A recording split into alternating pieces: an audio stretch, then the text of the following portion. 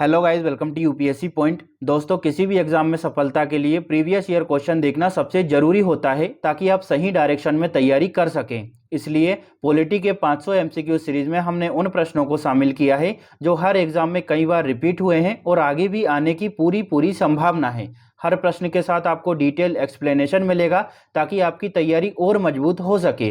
500 MCQ series का ये हमारा चौथा पार्ट है। इससे पहले के वीडियो का लिंक आपको डिस्क्रिप्शन में मिल जाएगा। तो चलिए वीडियो की शुरुआत करते हैं। हमारा पहला प्रश्न है, राष्ट्रपति की अध्यादेश जारी करने की शक्ति प्रेरित है? तो इसका राइट आंसर है भारत शासन अधिनियम 1935 से। दोस्तों, राष्ट्रपति की अध्यादेश जारी करने की शक्ति भारत शासन अधिनियम 1935 की धारा 42 और 43 से प्रेरित है। राष्ट्रपति अनुच्छेद 123 का प्रयोग करके अध्यादेश को जारी कर सकते हैं। अगला प्रश्न है, संविधान सभा का विचार सर्वप्रथम किसने प्रस्तुत किया? तो इसका राइट आंसर होगा एम.एन. रॉय ने। दोस्तों, संविधान सभा का विचार सर्वप्रथम एम.एन. रॉय ने 1934 में प्रस्तुत किया था। अगर एम.एन. रॉय के पूरे नाम की बात करें तो इनका पूरा नाम था मानवेंद्र नाथ रॉय।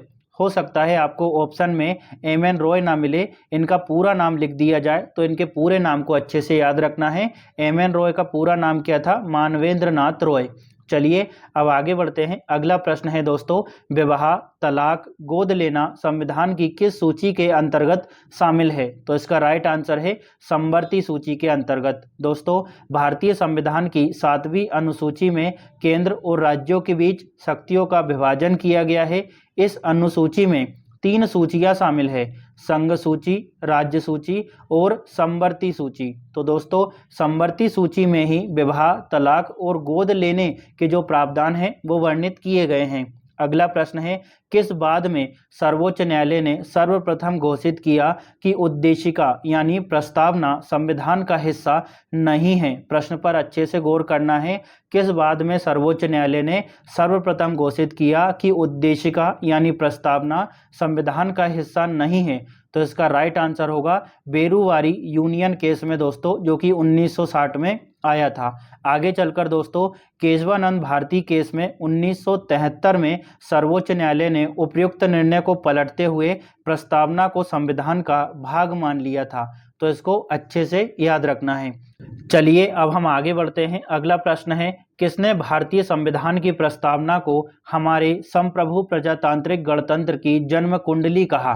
तो इसका राइट आंसर है के.एम. मुंशी ने। दोस्तों, के.एम. मुंशी ने भारतीय संविधान की प्रस्तावना को हमारे संप्रभु प्रजातांत्रिक गणतंत्र की जन्म कुंडली कहा है। अगला प्रश्न है, संविधान को एक पवित्र दस्तावेज किसने कहा है? तो इसका राइट आंसर है वी.आर. अम्बेडकर ने। अम्बेडकर का एक और कथन है दोस्तों कि संविधान केवल एक कानूनी दस्तावेज नहीं है, यह एक मार्गदर्शक है जो समाज को दिशा देता है। तो ये वाला जो कथन है ना, वो भी वी.आर. अम्बेडकर जी का ही है। तो दोनों कथन को याद रखना है कि संविधान को एक पवित्र दस्तावेज किसने कहा है? वी.आर. अम्बेडकर ने। और संविधान के संबंध में एक और कथन अम्बेडकर साहब का है, क्या है? संविधान केवल एक कानूनी दस्तावेज नहीं है, यह एक मार्गदर्शक है जो समाज को दिशा देता है। चलिए अब आगे बढ़ते हैं। अगला प्रश्न है, भारतीय संविधान का भाग 16 संबंधित है? तो इसका राइट आंसर है कुछ वर्गों के लिए विशेष उपबंधों से। दोस्तों, इसमें अनुसूचित जातियों, अनुसूचित जनजातियों और आंग्ल भारतीय समुदायों के लिए विशेष प्रावधान शामिल हैं, जैसे राजनीतिक प्रतिनिधित्व, शिक्षा और सरकारी नौकरियों में आरक्षण। दोस्तों, अगर आपको संविधान के सभी भाग याद करने में दिक्कत आती है कि भाग 12 में क्या है, 13 में क्या है, 15 में क्या है, तो सभी भागों को मैंने ट्रिक के माध्यम से याद करवाया है। आप चाहें तो प्लेलिस्ट में जाकर उनको देख सकते हैं। अगला प्रश्न है, भारतीय संविधान के किस भाग को भारत का मैग्ना कार्टा कहा जाता है? तो इसका राइट आंसर है दोस्तों भाग 3 को। दोस्तों, भाग 3 जो है, इसमें मौलिक अधिकारों का वर्णन किया गया है। इन अधिकारों का उल्लेख अनुच्छेद 12 से लेकर 35 तक किया गया है। चलिए अब आगे बढ़ते हैं दोस्तों। अगला प्रश्न है, समानता के अधिकार के अंतर्गत कितने अनुच्छेद आते हैं? दोस्तों, समानता का अधिकार हमारा मौलिक अधिकार है, तो यहाँ पूछ रहे हैं कि समानता के अधिकार के अंतर्गत कितने आर्टिकल्स आते हैं? तो इसका राइट आंसर है 5 अनुच्छेद। दोस्तों, समानता के अधिकार के अंतर्गत 5 अनुच्छेद आते हैं। अनुच्छेद 14, 15, 16, 17 और 18। तो इसको अच्छे से याद रखना है। अगला प्रश्न है, भारतीय संविधान का अनुच्छेद 19 कितने प्रकार की स्वतंत्रता प्रदान करता है? तो इसका राइट आंसर है 6 प्रकार की स्वतंत्रता। अब ये कौन कौन सी है? भाषण और अभिव्यक्ति की स्वतंत्रता, शांतिपूर्वक और बिना हथियारों के इकट्ठा होने की स्वतंत्रता, संघ और सहकारी समितियां बनाने की स्वतंत्रता, भारत के पूरे क्षेत्र में स्वतंत्र रूप से घूमने की स्वतंत्रता, भारत के किसी भी हिस्से में निवास करने और बसने की स्वतंत्रता, और इसी के साथ साथ दोस्तों कोई भी पेशा, व्यापार या फिर कारोबार करने की स्वतंत्रता का उल्लेख अनुच्छेद 19 में किया गया है। तो इसको अच्छे से याद रखना है कि आर्टिकल 19 में 6 प्रकार की स्वतंत्रताओं का वर्णन है। चलिए अब आगे बढ़ते हैं। अगला प्रश्न है, सबसे पहले किस राज्य में राष्ट्रपति शासन लागू किया गया था? तो इसका राइट आंसर है पंजाब में। दोस्तों राष्ट्रपति शासन पहली बार 20 जून 1951 को पंजाब में लगाया गया था। तो इसको याद रखेंगे कि सबसे पहले राष्ट्रपति शासन कहाँ लगा? पंजाब में लगा था। अनुच्छेद 356 के तहत राज्य की संवैधानिक व्यवस्था विफल होने पर इसको लगाया जा सकता है। अगला प्रश्न काफ़ी इम्पोर्टेंट है, भारत में दूसरी बार राष्ट्रीय आपातकाल कब लागू किया गया?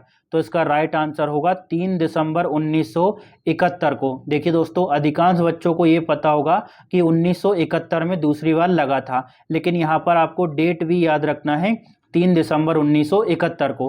पहली बार कब लगा था तो इसके बारे में हम पिछली वीडियो में चर्चा कर चुके हैं, लेकिन फिर भी मैं आपको बता देता हूं कि पहली बार आपातकाल लगा था 26 अक्टूबर 1962 को, और दूसरी बार लगा 3 दिसंबर 1971 को। जब दूसरी बार लगा तो इसका कारण था भारत पाकिस्तान युद्ध। इस समय दोस्तों प्रधानमंत्री थी इंदिरा गांधी और राष्ट्रपति थे वीवी गिरी, जिनका पूरा नाम है वराहगिरी वेंकटगिरी। हो सकता है प्रश्न पूछ लिया जाए कि दूसरी बार जब राष्ट्रीय आपातकाल लगा तो राष्ट्रपति कौन थे? तो इनको याद रखना है, कौन थे? वीवी गिरी। चलिए अब आगे बढ़ें। अगला प्रश्न है, भारत में तीसरी बार राष्ट्रीय आपातकाल कब घोषित किया गया? तो इसका राइट आंसर है 25 जून 1975 को। डेट अच्छे से याद रखना है। आंतरिक अशांति के आधार पर इसको लगाया गया था। इसमें एक मोस्ट इंपॉर्टेंट पॉइंट याद रखना है कि इस समय प्रधानमंत्री थी इंदिरा गांधी। ये इतनी इंपॉर्टेंट नहीं है, लेकिन राष्ट्रपति ज़्यादा इंपॉर्टेंट है। इस समय राष्ट्रपति थे, तीसरी बार जब आपातकाल लगा तो राष्ट्रपति थे फखरुद्दीन अली अहमद। हो सकता है यहाँ से भी प्रश्न बन जाए कि तीसरी बार जब आपातकाल लगा तो राष्ट्रपति कौन थे? तो याद रखेंगे फखरुद्दीन अली अहमद। अगला प्रश्न है, आपातकाल की घोषणा के कितने समय के भीतर संसद की मंजूरी आवश्यक है? तो इसका राइट आंसर है 1 माह के भीतर। दोस्तों अनुच्छेद 352(2) के अनुसार आपातकाल घोषित होने के 30 दिनों के भीतर संसद की मंजूरी आवश्यक होती है। चलिए अब आगे बढ़ते हैं। अगला प्रश्न है, 73वें संविधान संशोधन द्वारा कौन सी अनुसूची जोड़ी गई थी? तो इसका राइट आंसर है 11वीं अनुसूची। दोस्तों 11वीं अनुसूची को 73वें संविधान संशोधन अधिनियम 1992 के माध्यम से जोड़ा गया था। इसमें पंचायती राज संस्थाओं को सशक्त बनाने के लिए 29 विषयों को शामिल किया गया। अगला प्रश्न हमारे सामने है, पंचायतों के गठन का निर्णय लेने का अधिकार किसके पास है? तो इसका राइट आंसर है राज्य सरकार के पास में। दोस्तों पंचायतों के गठन, पुनर्गठन और परिसीमन का अधिकार राज्य सरकार के पास में है। अनुच्छेद 243(ई) पंचायतों का कार्यकाल 5 वर्ष तय करता है। और दोस्तों अनुच्छेद 243 के जो है ये काफ़ी इम्पोर्टेंट है, पंचायतों का जो चुनाव होगा उसकी जिम्मेदारी राज्य निर्वाचन आयोग को सौंपता है। दोस्तों अगर आपको आर्टिकल याद नहीं होते हैं कि 243(ई) में क्या है, बी में क्या है, सी में क्या है, तो ये सभी मैंने ट्रिक के माध्यम से आपको याद करवाए हैं। आप चाहें तो प्लेलिस्ट में जाकर उस वीडियो को देख सकते हैं। साथ ही साथ नगर पालिका के जितने भी आर्टिकल हैं 243(पी), क्यू, आर, एस, इन सभी को मैंने ट्रिक के माध्यम से करवाया है, तो आप नगर पालिका के आर्टिकल्स भी याद कर सकते हैं। चलिए अब आगे बढ़ते हैं। अगला प्रश्न है, भारत में सबसे पहले पंचायती राज व्यवस्था कहाँ शुरू की गई थी? तो इसका राइट आंसर है नागौर, राजस्थान में। दोस्तों 2 अक्टूबर 1959 को नागौर जिले में पहली बार पंचायती राज की शुरुआत हुई। यह प्रणाली बलवंत राय मेहता समिति की सिफारिश पर लागू की गई थी। अगला प्रश्न है, बलवंत राय मेहता समिति ने पंचायती राज की सबसे महत्वपूर्ण इकाई किसे माना? तो इसका राइट आंसर है पंचायत समिति को। दोस्तों, बलवंत राय मेहता समिति के अनुसार यह जो संस्था है पंचायत समिति, वह प्रशासनिक दृष्टि से सबसे प्रभावी और मध्यवर्ती इकाई है। यह ग्राम पंचायत और जिला परिषद के बीच कड़ी होती है। तो इसको अच्छे से याद रखेंगे कि बलवंत राय मेहता समिति ने पंचायती राज की सबसे महत्वपूर्ण इकाई किसको माना था? पंचायत समिति को। ठीक है, चलिए अब आगे बढ़ें। अगला प्रश्न है, संविधान सभा में किस देशी रियासत के प्रतिनिधि ने भाग नहीं लिया था? तो इसका राइट आंसर है हैदराबाद ने। दोस्तों, हैदराबाद के निजाम ने भारत में विलय का विरोध किया और संविधान का बहिष्कार किया। आगे चलकर 1948 में ऑपरेशन पोलो के तहत हैदराबाद को सैन्य कार्यवाही द्वारा भारत में मिला लिया गया। अगला प्रश्न हमारे सामने है, भारतीय रियासतों को एकीकृत करने के लिए किसके नेतृत्व में मंत्रालय का गठन किया गया था? तो इसको अच्छे से याद रखना है, किसके नेतृत्व में मंत्रालय का गठन हुआ? तो इसका राइट आंसर है सरदार वल्लभ भाई पटेल के नेतृत्व में। दोस्तों, सरदार पटेल भारत के पहले गृह मंत्री और भारत के पहले उप प्रधानमंत्री भी रहे।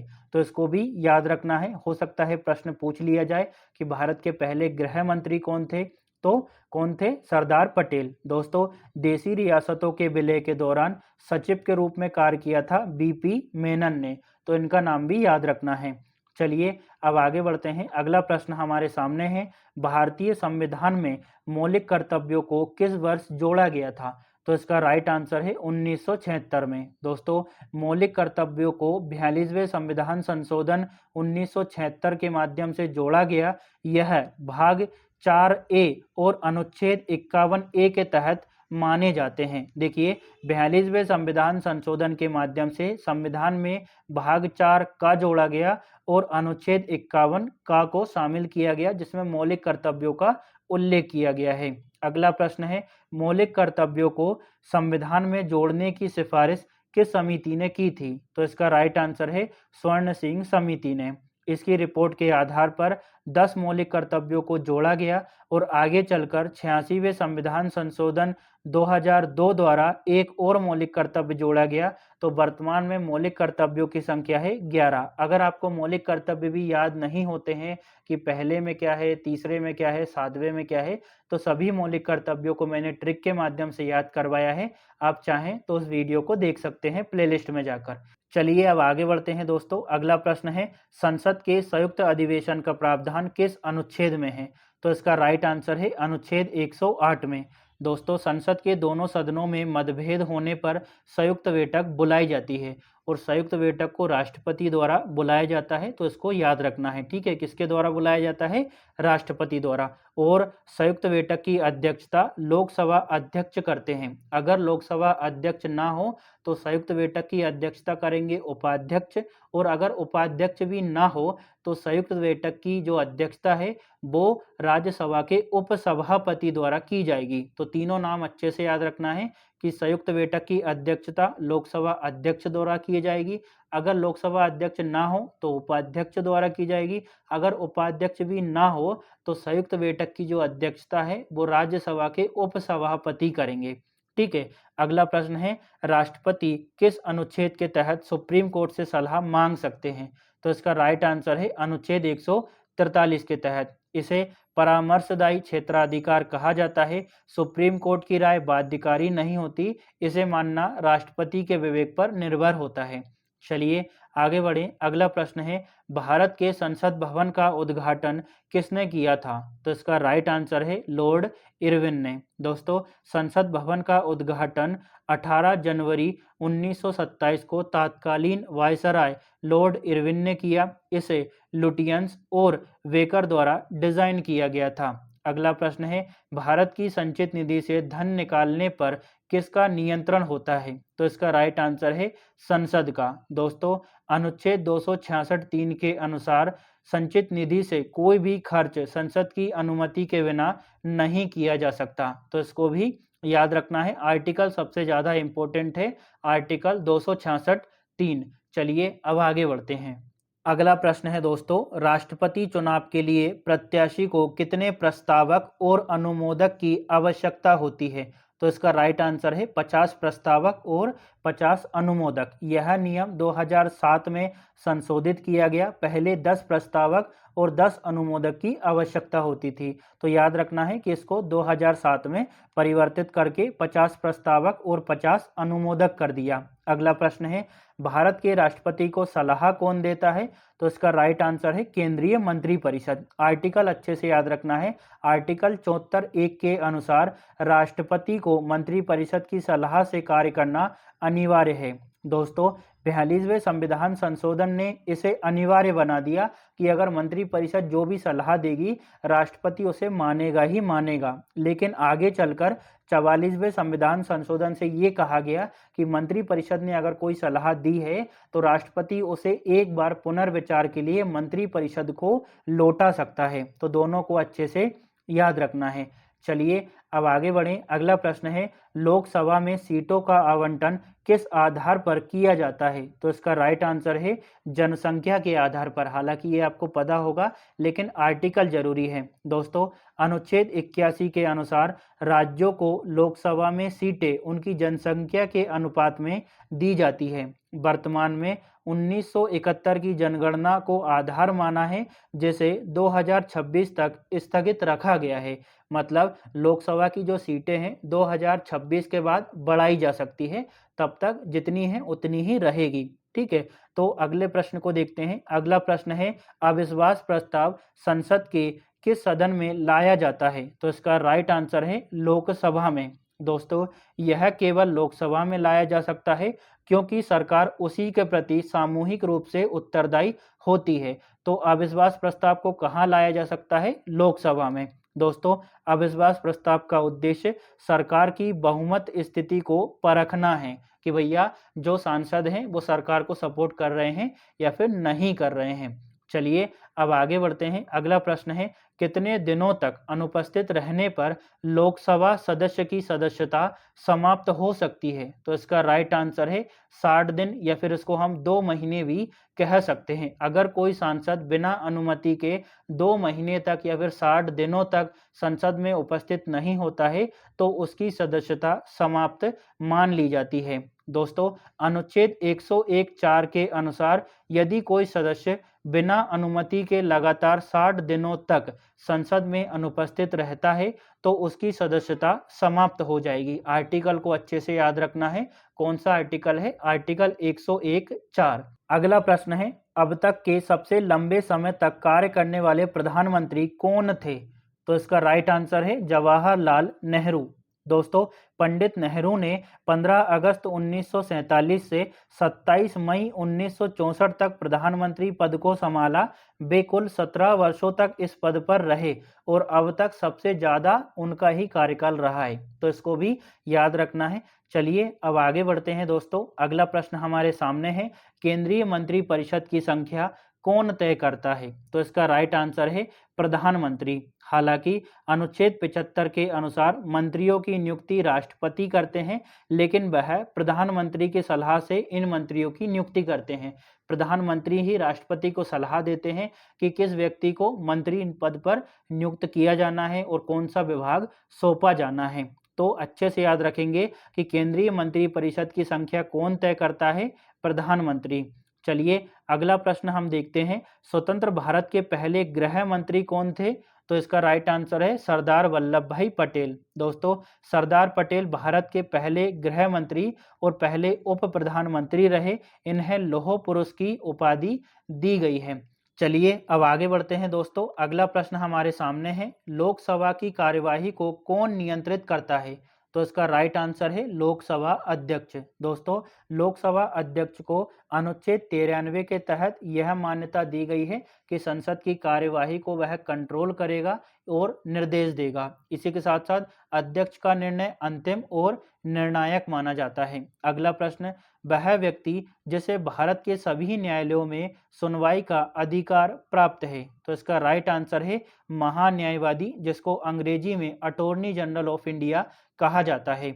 दोस्तों, अनुच्छेद 76 के तहत अटॉर्नी जनरल भारत सरकार का सर्वोच्च विधि सलाहकार होता है। उसे सभी अदालतों में सुनवाई करने, बहस करने और भागीदारी का अधिकार होता है भारत सरकार की ओर से, तो इसको भी याद रखेंगे। अटॉर्नी जनरल ऑफ इंडिया का जो प्रावधान है कौन से आर्टिकल में किया गया है, आर्टिकल 76 में। दोस्तों इन सभी के बारे में हम पिछली वीडियो में और भी डिटेल से पढ़ चुके हैं कि अटॉर्नी जनरल की नियुक्ति कितनी होती है, कार्यकाल कितना होता है, कौन नियुक्त करता है। तो अगर आपने पिछली वीडियो नहीं देखी हो तो उसको जरूर देखिएगा, क्योंकि हमने सिर्फ उन्हीं प्रश्नों को शामिल किया है जो हर बार कई सारे एग्जाम में रिपीट हो चुके हैं और सबसे ज़्यादा इम्पोर्टेंट है और उनके आगे की परीक्षाओं में आने की पूरी संभावना है।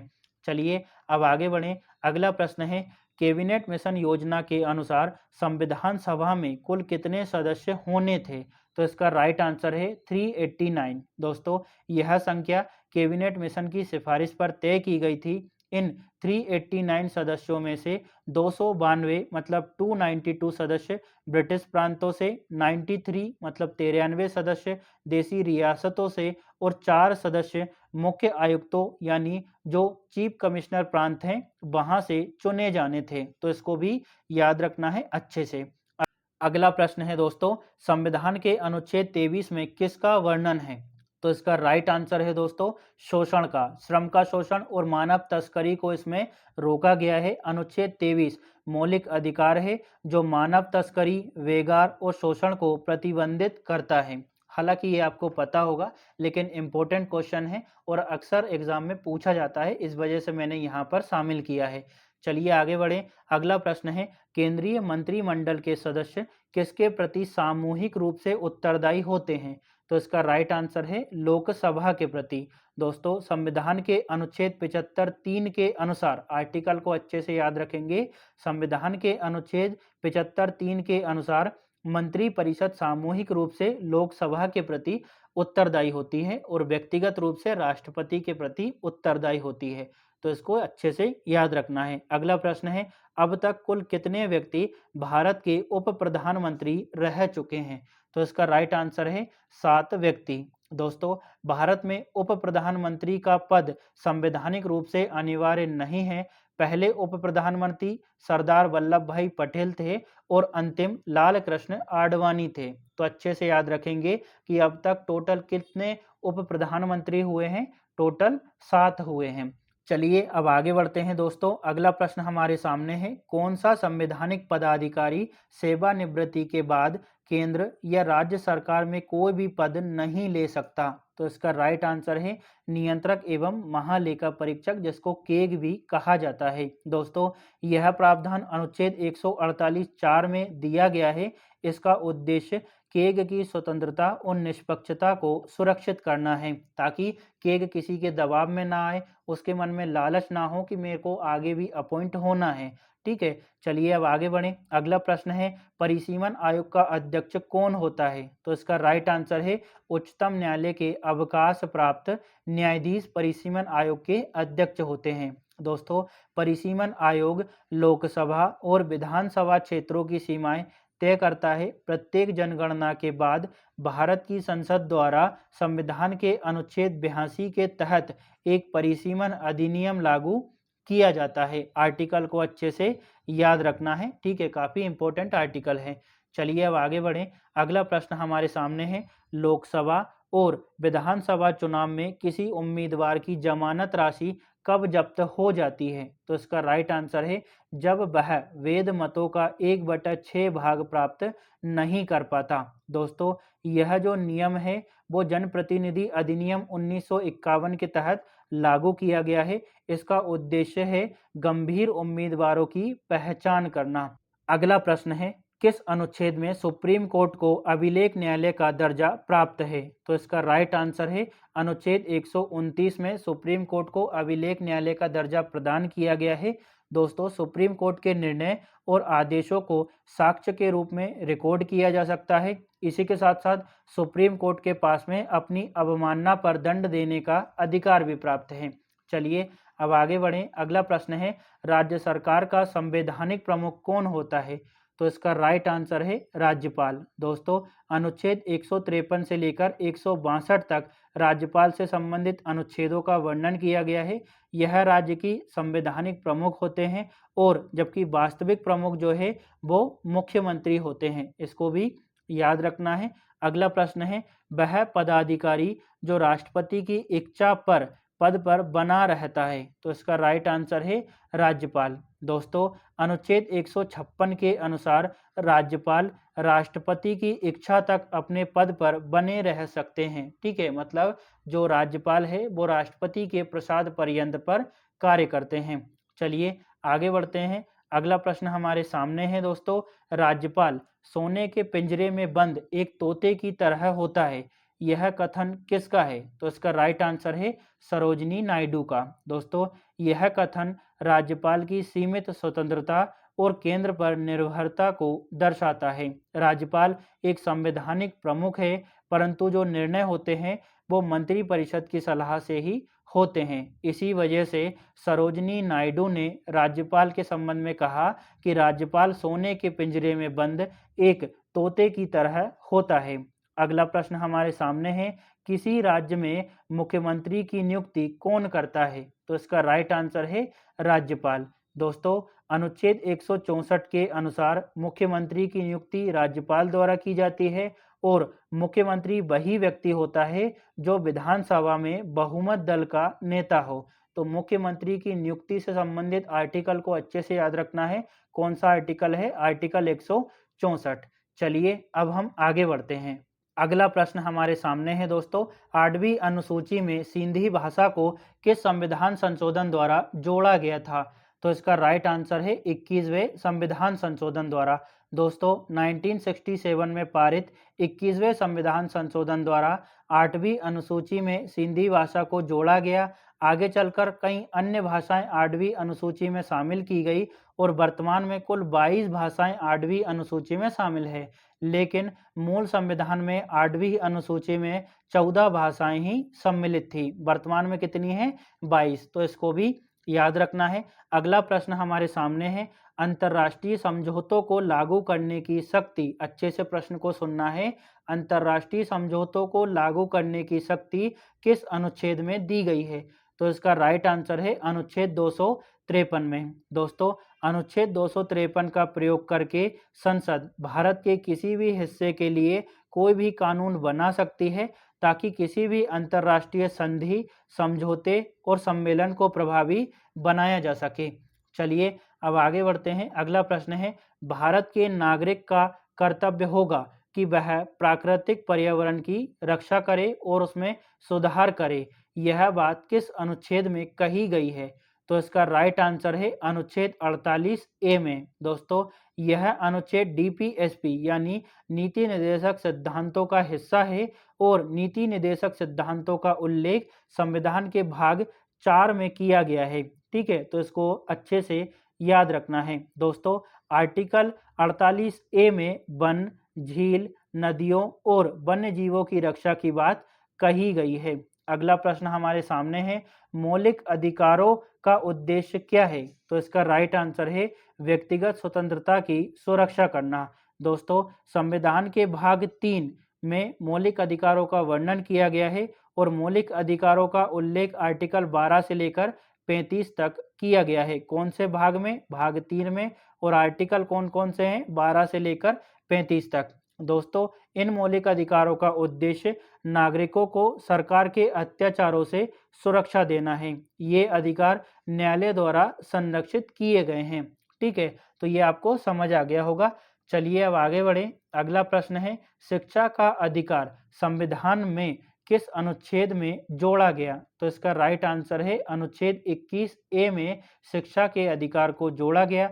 दोस्तों, 86वें संविधान संशोधन 2002 द्वारा अनुच्छेद 81A को जोड़ा गया था। इसके अनुसार 6 से 14 वर्ष के बच्चों को निःशुल्क और अनिवार्य शिक्षा का अधिकार दिया गया है। अगला प्रश्न हमारे सामने है दोस्तों, धार्मिक स्वतंत्रता का अधिकार किस अनुच्छेद में दिया गया है?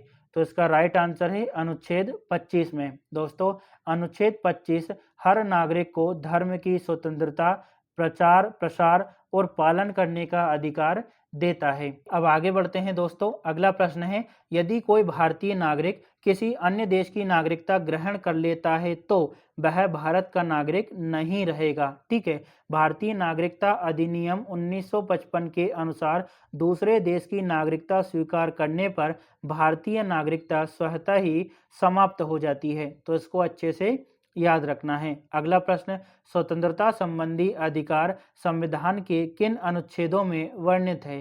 तो इसका राइट आंसर है अनुच्छेद 19 से लेकर 22 तक स्वतंत्रता के अधिकारों का वर्णन किया गया है, जो कि हमारे मौलिक अधिकार हैं।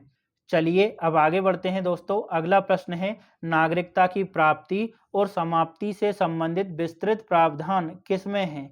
तो इसका राइट आंसर है नागरिकता अधिनियम 1955 में।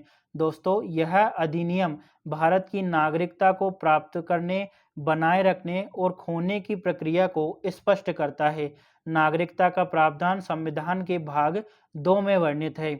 अगला प्रश्न हमारे सामने है, राज्यसभा के सभापति की अनुपस्थिति में सभाओं की अध्यक्षता कौन करता है? तो इसका राइट आंसर है उपसभापति। दोस्तों, राज्यसभा में सभापति होते हैं राष्ट्रपति और उनकी अनुपस्थिति में उपसभापति उनके कार्यभार को संभालते हैं।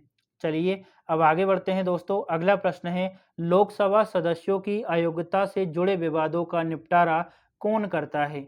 तो इसका राइट आंसर है लोकसभा अध्यक्ष। दोस्तों, यह अधिकार संविधान के अनुच्छेद 102(1) और 103 के तहत आता है। ठीक है, तो इसको अच्छे से याद रखना है। आर्टिकल कौन सा है? 102(1) और 103। दोस्तों, अध्यक्ष का निर्णय अंतिम होता है, लेकिन न्यायिक समीक्षा के लिए यह निर्णय खुला हुआ होता है। न्यायपालिका इसकी समीक्षा कर सकती है। अगला प्रश्न हमारे सामने है, किसी विधेयक को धन विधेयक के रूप में कौन प्रमाणित करता है? तो इसका राइट आंसर है लोकसभा अध्यक्ष। दोस्तों, यह अधिकार अनुच्छेद 110(3) के तहत लोकसभा अध्यक्ष को दिया गया है।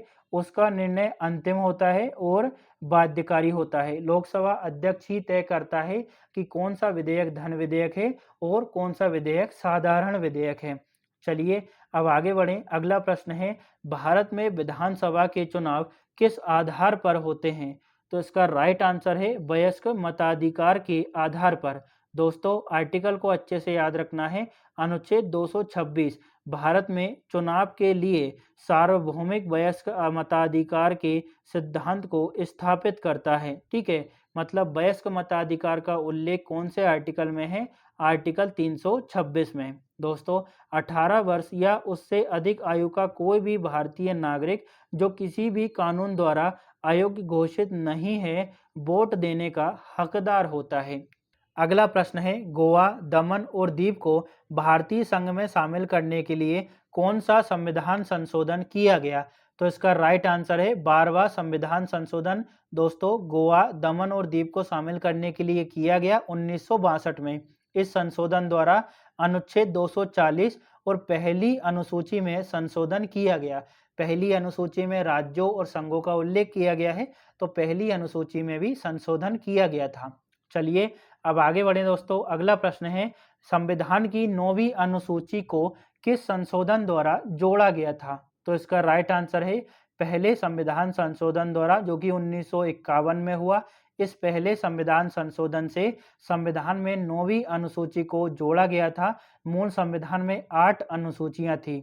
दोस्तों, भूमि सुधार कानूनों की न्यायिक समीक्षा से बचाने के लिए 9वीं अनुसूची लाई गई थी। इस संशोधन ने संविधान में अनुच्छेद 31B को जोड़ा था। अगला प्रश्न हमारे सामने है, संसद को मौलिक अधिकारों सहित संविधान के किसी भी भाग में संशोधन का अधिकार किस संशोधन द्वारा दिया गया? तो इसका राइट आंसर है 24वें संविधान संशोधन 1971 के माध्यम से संसद को यह अधिकार दिया कि वह संविधान के किसी भी भाग में संशोधन कर सकती है। इसमें अनुच्छेद 13 और 368 को परिवर्तित किया गया, उसमें संशोधन किया गया। अब अगला प्रश्न है दोस्तों, न्यूनतम मतदान आयु 21 वर्ष से घटाकर 18 वर्ष किस संशोधन द्वारा की गई? तो इसका राइट आंसर है 61वें संविधान संशोधन 1989 में जो हमारी मतदान की आयु 21 वर्ष थी, उसे घटाकर 18 वर्ष कर दिया। दोस्तों, इससे संविधान के अनुच्छेद 326 में बदलाव किया गया। तो आर्टिकल को अच्छे से याद रखना है। अगला प्रश्न है, दल बदल विरोधी कानून में संशोधन किस संविधान संशोधन द्वारा किया गया? तो इसका राइट आंसर है 91वें संविधान संशोधन 2003 के माध्यम से दोस्तों दल बदल विरोधी कानून में संशोधन किया। इससे दल बदल की स्थिति में अयोग्यता का प्रावधान और अधिक कठोर कर दिया। इसमें मंत्रिपरिषद की अधिकतम सीमा को तय किया गया। कुल सदस्यों के 15% तक ही मंत्री बन सकते हैं। जैसे मान लीजिए लोकसभा में 500 सदस्य हैं तो उसका 15% सदस्य ही मंत्रिपरिषद में शामिल हो सकते हैं। चलिए अब आगे बढ़ें दोस्तों। अगला प्रश्न है, भारत बांग्लादेश भूमि समझौते को लागू करने के लिए कौन सा संशोधन किया गया था? तो इसका राइट आंसर है 100वां संविधान संशोधन 2015 में किया गया था। इससे दोनों देशों के बीच सीमा विवाद समाप्त हो गया। अगला प्रश्न है, जीएसटी जिसको हम वस्तु और सेवा कर भी बोलते हैं, तो जीएसटी किस संविधान संशोधन द्वारा लागू किया गया था? तो इसका राइट आंसर है 101वें संविधान संशोधन द्वारा। दोस्तों, यह संशोधन 2016 में पारित किया गया। इसमें 122वें संविधान संशोधन विधेयक को पारित किया गया था। तो हो सकता है कि परीक्षा में ऐसा ना पूछा जाए कि जीएसटी को कौन से संविधान संशोधन से लाए गए, हो सकता है ऐसा पूछ लिया जाए कि कौन से क्रम का विधेयक था। तो 122वें नंबर का विधेयक था और कौन सा संविधान संशोधन था? 101वां संविधान संशोधन। चलिए अब आगे बढ़ते हैं दोस्तों। अगला प्रश्न है, राष्ट्रीय पिछड़ा वर्ग आयोग को संवैधानिक दर्जा किस संशोधन द्वारा मिला? तो इसका राइट आंसर है 102वें संविधान संशोधन से ओबीसी आयोग को संवैधानिक दर्जा दिया गया 2018 में। दोस्तों, इस संशोधन से अनुच्छेद 338 बी को जोड़ा गया। आयोग को सामाजिक और शैक्षणिक रूप से पिछड़े वर्गों के हितों के लिए रक्षा प्रदान करने का संवैधानिक अधिकार दिया गया। अगला प्रश्न है, ईडब्ल्यूएस जिसको आर्थिक रूप से कमजोर वर्ग कहा जाता है, तो ईडब्ल्यूएस को 10% आरक्षण किस संशोधन द्वारा मिला? तो इसका राइट आंसर है 103वें संविधान संशोधन द्वारा दोस्तों ईडब्ल्यूएस को 10% आरक्षण दिया गया। दोस्तों, इससे अनुच्छेद 15(6) और 16(6) को जोड़ा गया। यह आरक्षण सामान्य वर्ग के गरीबों को शिक्षा और रोजगार देने के लिए किया गया था। ठीक है, चलिए अब हम आगे बढ़ते हैं दोस्तों। अगला प्रश्न है, एंग्लो इंडियन समुदाय के लिए नामित सीटें समाप्त करने के लिए कौन सा संशोधन किया गया? तो इसका राइट आंसर है 104वां संशोधन। इससे लोकसभा और राज्य विधानसभाओं में एंग्लो इंडियन सदस्य नामित करने की व्यवस्था को समाप्त कर दिया। हालांकि SC/ST आरक्षण को 2030 तक बढ़ा दिया गया। अगला प्रश्न हमारे सामने है, संविधान सभा की प्रारूप समिति का गठन कब किया गया था? तो इसको अच्छे से याद रखेंगे। इसका गठन किया गया था 29 अगस्त 1947 को। इस समिति का उद्देश्य क्या था? तो इस समिति का उद्देश्य था भारतीय संविधान का ड्राफ्ट तैयार करना, यानी मसौदा तैयार करना, और इसके अध्यक्ष थे भीमराव अंबेडकर। चलिए अब हम आगे बढ़ते हैं। एक बार और मैं आपको वापस ध्यान दिला रहा हूं, इसके गठन की डेट अच्छे से याद रखना है, 29 अगस्त 1947। चलिए आगे बढ़ें। अगला प्रश्न है, नीति निर्देशक तत्व संविधान के किस अनुच्छेद में वर्णित है? तो इसका राइट आंसर है अनुच्छेद 36 से लेकर 51 तक DPSP यानी नीति निर्देशक तत्वों का वर्णन किया गया है। यह संविधान के भाग 4 का हिस्सा है। इनका उद्देश्य है सरकार को कल्याणकारी राज्य की दिशा में डायरेक्शन प्रदान करना, मतलब निर्देशित करना सरकार को, ताकि कल्याणकारी राज्य की स्थापना हो सके। अगला प्रश्न हमारे सामने है, अनुसूचित जनजातियों के लिए राष्ट्रीय आयोग का प्रावधान किस अनुच्छेद में है? तो इसका राइट आंसर है अनुच्छेद 338A में।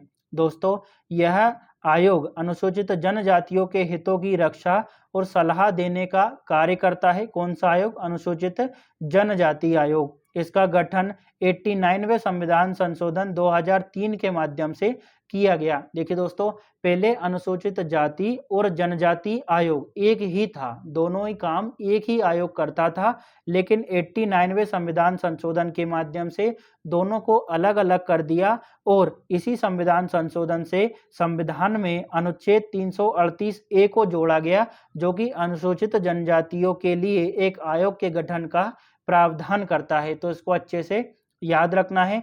चलिए आगे बढ़ते हैं। अगला प्रश्न है, दल बदल के आधार पर सदस्यों की अयोग्यता से संबंधित प्रावधान किस अनुसूची में है?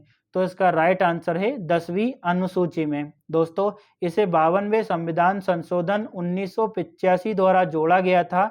इसमें सांसद और विधायकों के दल बदलने पर अयोग्यता की व्यवस्था की गई है। अगला प्रश्न है, केंद्र और राज्यों के बीच शक्तियों का वितरण किस अनुसूची में वर्णित है? तो इसका राइट आंसर है 7वीं अनुसूची में। इसमें 3 सूचियां हैं। संघ सूची, संघ सूची वो सूची है दोस्तों जिस पर संघ सरकार कानून बना सकती है। राज्य सूची है, राज्य सूची में राज्य सरकार कानून बना सकती है। और एक है समवर्ती सूची, समवर्ती सूची में जो भी विषय हैं उन पर केंद्र सरकार और राज्य सरकार दोनों ही कानून को बना सकती है। दोस्तों, यह भारतीय संविधान की संघीय विशेषता को दर्शाता है। चलिए अब आगे बढ़ते हैं। अगला प्रश्न है, पोंडुचेरी, जिसको पूर्व में पोंडीचेरी कहा जाता है, भारत में किस वर्ष शामिल किया गया? तो इसका राइट आंसर है 1962 में। यह क्षेत्र पूर्व में फ्रांसीसी शासन के अधीन था। हो सकता है ऑप्शन में आ जाए कि पुर्तगालियों के अधीन था, तो आपको याद रखना है कि पोंडीचेरी जो है फ्रांसीसियों के अधीन था। दोस्तों, भारत और फ्रांस के बीच संधि के बाद इसे भारतीय संघ में केंद्र शासित प्रदेश बनाया गया। अगला प्रश्न, नागालैंड को राज्य का दर्जा कब दिया गया? तो इसका राइट आंसर है 1 दिसंबर 1963 को। दोस्तों, नागालैंड 1 दिसंबर 1963 को भारत का 16वां राज्य बना था।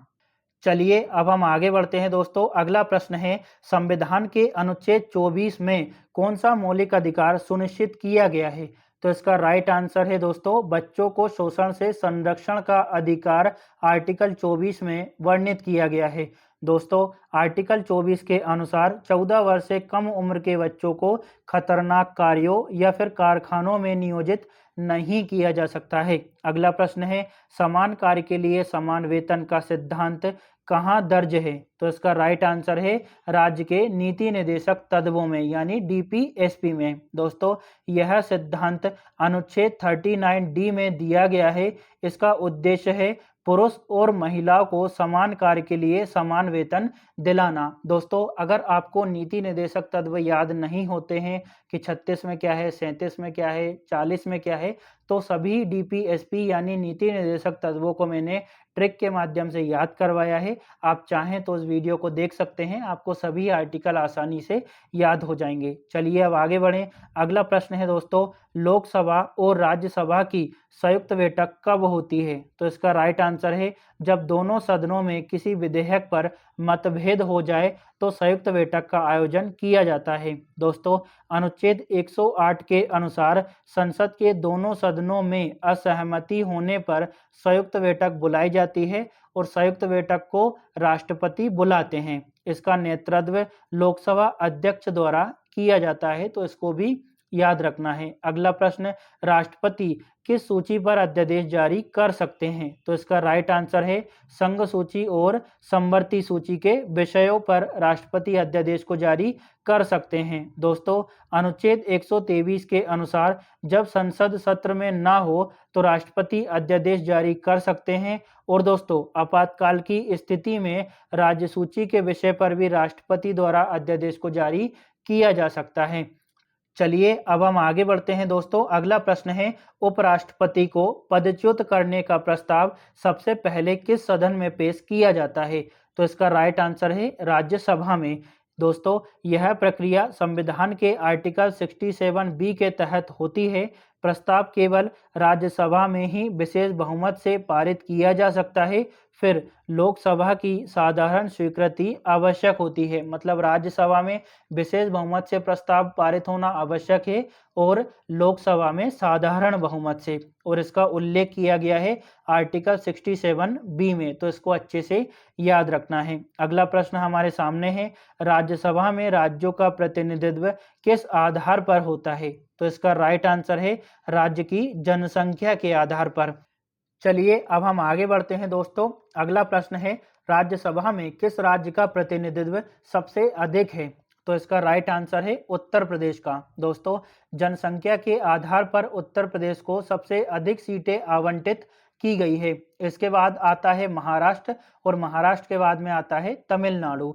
तो राज्यसभा में किस राज्य का प्रतिनिधित्व सबसे अधिक है? उत्तर प्रदेश का, इसके बाद महाराष्ट्र का और इसके बाद तमिलनाडु का। अगला प्रश्न है, राष्ट्रपति के विरुद्ध महाभियोग किस आधार पर चलाया जाता है? तो इसका राइट आंसर है संविधान का उल्लंघन करने पर राष्ट्रपति के विरुद्ध महाभियोग की प्रक्रिया को चलाया जा सकता है। इसका उल्लेख आर्टिकल 61 यानी 61 में किया गया है। यह प्रक्रिया संसद के दोनों सदनों में विशेष बहुमत से पूरी होती है, राष्ट्रपति को हटाने की प्रक्रिया। चलिए अब आगे बढ़ें। अगला प्रश्न है, किसी भौगोलिक क्षेत्र को अनुसूचित क्षेत्र घोषित करने का अधिकार किसके पास है? तो इसका राइट आंसर है राष्ट्रपति के पास। ये हालांकि आपको पता होगा, लेकिन आर्टिकल जरूरी है।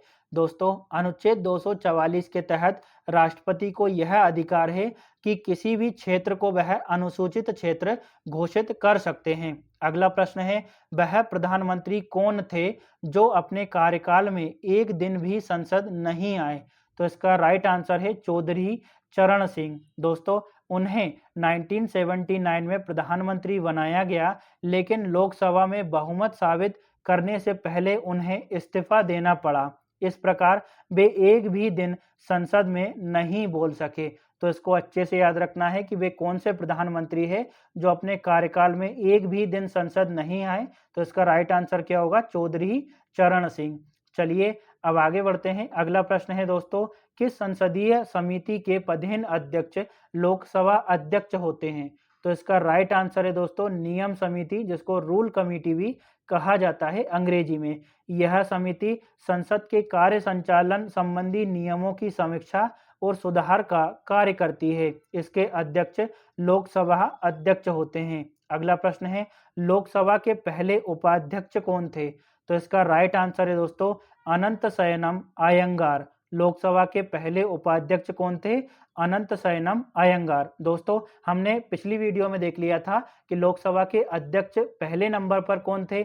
आज का प्रश्न बन रहा है कि लोकसभा के पहले उपाध्यक्ष कौन थे। इसी वजह से कह रहा हूं कि अगर आपने पुरानी वीडियो नहीं देखी हो तो उसको जरूर देखिएगा। लोकसभा के पहले उपाध्यक्ष अनंत शयनम अयंगार थे। 1952 से 1956 तक इन्होंने इस पद पर कार्य किया। बाद में उन्हें लोकसभा का अध्यक्ष बना दिया गया। चलिए अब हम आगे बढ़ते हैं। अब हमारा अगला प्रश्न है दोस्तों, भारत के निर्वाचन आयुक्त को पद से हटाने का अधिकार किसके पास है? देखिए, मुख्य निर्वाचन आयुक्त की बात नहीं हो रही है। भारत के निर्वाचन आयुक्त को पद से हटाने का अधिकार किसके पास है? तो भारत के राष्ट्रपति के पास में। दोस्तों, मुख्य निर्वाचन आयुक्त को हटाने की प्रक्रिया सुप्रीम कोर्ट के न्यायाधीश के समान ही होती है, लेकिन अन्य चुनाव आयुक्तों को मुख्य निर्वाचन आयुक्त की सिफारिश पर राष्ट्रपति हटा सकते हैं। अगला प्रश्न है, किसी राज्य की विधानसभा में अधिकतम कितने सदस्य हो सकते हैं? तो इसका राइट आंसर है अधिकतम 500 सदस्य।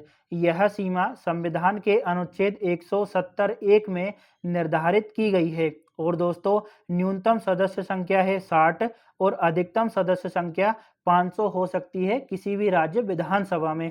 लेकिन कुछ अपवाद भी हैं, जैसे सिक्किम हो गया, पुडुचेरी हो गया। तो यहाँ पर दोस्तों 60 से भी कम सदस्य हैं राज्य विधानसभाओं में। तो इसको भी अच्छे से याद रखना है कि किसी भी राज्य विधानसभा में अधिकतम कितने सदस्य हो सकते हैं?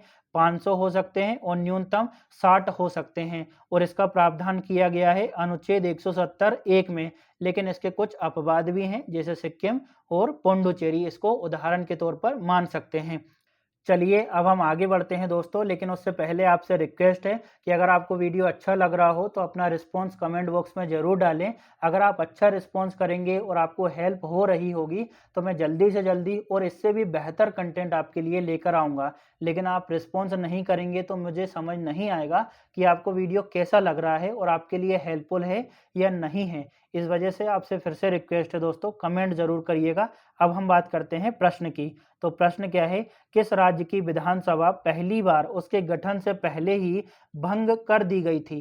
तो इसका राइट आंसर है केरल विधानसभा। दोस्तों 1959 में केरल सरकार को भंग कर राष्ट्रपति शासन लगाया गया। यह स्वतंत्र भारत में पहली बार विधानसभा भंग करने का मामला था। तो सबसे पहले किस राज्य की विधानसभा भंग की गई, ऐसा प्रश्न आता है तो किस राज्य की विधानसभा थी? केरल की। अगला प्रश्न है, पंचायत राज की 2 स्तरीय व्यवस्था का सुझाव किस समिति ने दिया था? तो इसका राइट आंसर है दोस्तों अशोक मेहता समिति ने। दोस्तों 1977 में गठित अशोक मेहता समिति ने पंचायत व्यवस्था को 2 स्तरों जिला परिषद और मंडल पंचायत में बांटने की सिफारिश की थी। चलिए अब हम आगे बढ़ते हैं। अब हमारा 95वां प्रश्न है दोस्तों, संविधान संशोधन की प्रक्रिया की शुरुआत संसद के किस सदन में की जा सकती है? तो इसका राइट आंसर है संसद के किसी भी सदन में। संविधान संशोधन का उल्लेख अनुच्छेद 368 में किया गया है। अगर आपसे ऐसा पूछे कि संविधान संशोधन के प्रावधान किस भाग में किए गए हैं तो भाग 20 में संविधान संशोधन की प्रक्रिया का उल्लेख किया गया है। और कौन से आर्टिकल में किया गया है? आर्टिकल 368 में। दोस्तों संविधान संशोधन विधेयक की शुरुआत लोकसभा या फिर राज्यसभा दोनों में से किसी भी सदन में शुरू की जा सकती है। अगला प्रश्न है, भारतीय संविधान में संघीय शब्द कहाँ प्रयोग किया गया है? तो इसका राइट आंसर है कहीं भी नहीं। दोस्तों भारतीय संविधान में यूनियन यानी संघ शब्द का प्रयोग किया गया है, लेकिन फेडरल यानी संघीय शब्द का प्रयोग कहीं भी नहीं किया गया है। चलिए अब हम आगे बढ़ते हैं, लेकिन उससे पहले मैं आपको बता दूं कि हम 500 प्रश्नों की एक एमसीक्यू सीरीज कवर कर रहे हैं। ये हमारा चौथा वीडियो है जिसमें हम 100 प्रश्नों को डिटेल से कवर करेंगे। इससे पहले हम 3 वीडियो को अपलोड कर चुके हैं जिसमें 100 प्रश्नों को डिटेल से कवर किया जा चुका है। अगर आप भी अपनी तैयारी को मजबूती प्रदान करना चाहते हैं और बेहतर स्तर तक ले जाना चाहते हैं तो उन वीडियोस को जरूर देखिएगा। बहुत सारे इंपॉर्टेंट प्रश्न उसमें शामिल हैं और हमने उन प्रश्नों को शामिल किया था जो हर एग्जाम में कई बार रिपीट हो चुके हैं और आगे भी आने की संभावना है। तो उन वीडियोस को जरूर देखिएगा। अब बात करते हैं प्रश्न की। प्रश्न क्या है, हेबियस कॉर्पस यानी बंदी प्रत्यक्षीकरण। दोस्तों हेबियस कॉर्पस रिट किस परिस्थिति में जारी की जाती है? तो इसका राइट आंसर है जब व्यक्ति को गैर कानूनी रूप से हिरासत में लिया गया हो तब हेबियस कॉर्पस रिट को जारी किया जा सकता है। इस रिट के द्वारा न्यायालय संबंधित अधिकारी से पूछ सकता है कि किस अधिकार से व्यक्ति को बंदी बनाया गया है। यह निजी स्वतंत्रता की रक्षा के लिए सबसे महत्वपूर्ण रिट है। अगला प्रश्न है, कौन संसद का भाग होता है परंतु किसी भी सदन का सदस्य नहीं होता? तो इसका राइट आंसर है भारत का राष्ट्रपति। दोस्तों आर्टिकल 79 के अनुसार संसद में 3 चीजें शामिल होती हैं, राष्ट्रपति, लोकसभा और राज्यसभा। तो संसद का निर्माण इन तीनों के माध्यम से होता है। तो राष्ट्रपति जो है वो संसद का अंग होते हैं लेकिन संसद के सदस्य नहीं होते हैं। आगे बढ़ें। अगला प्रश्न है, कौन सा अधिकारी संसद का सदस्य न होते हुए भी उसकी कार्यवाही में भाग ले सकता है? तो इसका राइट आंसर है भारत का अटॉर्नी जनरल। दोस्तों अनुच्छेद 88 के अनुसार अटॉर्नी जनरल संसद में बोल सकते हैं पर मतदान नहीं कर सकते। यह केंद्र सरकार के प्रमुख विधिक सलाहकार होते हैं और इनकी नियुक्ति राष्ट्रपति द्वारा की जाती है। इन सब के बारे में हम पिछली वीडियोस में चर्चा कर चुके हैं तो आपका समय बर्बाद नहीं करूंगा। प्रश्न अगले को देखते हैं। प्रश्न क्या है, जानवरों के प्रति क्रूरता की रोकथाम को संविधान की किस सूची में रखा गया है? तो इसका राइट आंसर है समवर्ती सूची में। दोस्तों भारतीय संविधान की 7वीं अनुसूची में केंद्र और राज्यों के बीच शक्तियों का विभाजन किया गया है। इस अनुसूची में 3 सूचियां हैं, संघ सूची, राज्य सूची और समवर्ती सूची। तो इसी समवर्ती सूची में जानवरों के प्रति क्रूरता की रोकथाम को शामिल किया गया है ताकि इस सूची पर केंद्र सरकार और राज्य सरकार दोनों कानून बना सके। तो यहाँ पर दोस्तों हमारा 500 एमसीक्यू सीरीज का चौथा पार्ट खत्म होता है। अगली वीडियो में हम अगले 100 प्रश्नों के साथ मिलेंगे। अगर आपको वीडियो अच्छा लगा हो तो लाइक शेयर और सब्सक्राइब जरूर करें। साथ ही अपना रिस्पॉन्स कमेंट में जरूर डालें। इसका जो पीडीएफ है वो आपको टेलीग्राम पर मिल जाएगा, तो टेंशन नहीं लेना है। चलिए अगले वीडियो में मिलते हैं। Thank you.